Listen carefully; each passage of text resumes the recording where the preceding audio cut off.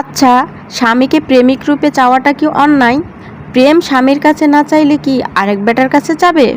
একজন স্বামী যত ব্যস্ত মানুষই হোক না কেন, দিন শেষে সে ঘরে আসবেই। তখন সে চাইলে কি পারে না তার ফোনটা রেখে একসাথে বসে বউর সাথে খাবার খেতে, গল্প করতে, রাতে বউর পাশে শুয়ে অন্য মেয়ের রিলসে নাচা ভিডিও না দেখে বউকে দেখে সময় কাটাতে? একজন পুরুষ চাইলেই নিজেকে স্বামী এবং প্রেমিক দুটোই বানাতে পারে। এটার জন্য দরকার একটা সৎ মন। ঘরের বউকে পান্তা আর বাইরের মেয়েকে ক্যাটরিনা পুরুষ নিজেই বানায়। তারা চাইলেই পারে নিজের বউকে একটা সুন্দর শাড়ি কিনে দিতে, একটা গোলাপ কিংবা একটা বেলি ফুলের মালা কিনে দিতে, কিন্তু এসব তারা করে না, কারণ এটা ন্যাকামি লাগে।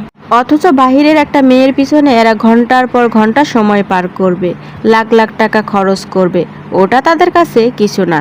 ঘরের বউয়ের কাছে কান্ডারি আর বাহিরে দুবাই বাদশা সাজে। আপনার বউ আপনার কাছেই তার প্রেম জাহির করবে, আপনাকে প্রেমিক হিসেবে আশা করবে।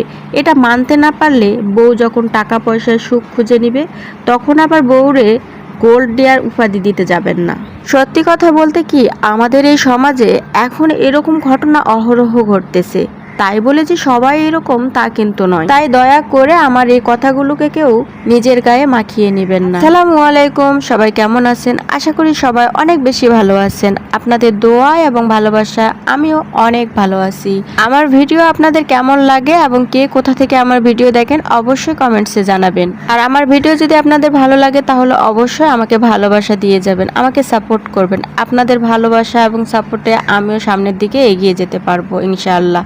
সবাই ভালো থাকবেন, সুস্থ থাকবেন। আল্লাহ হাফেজ।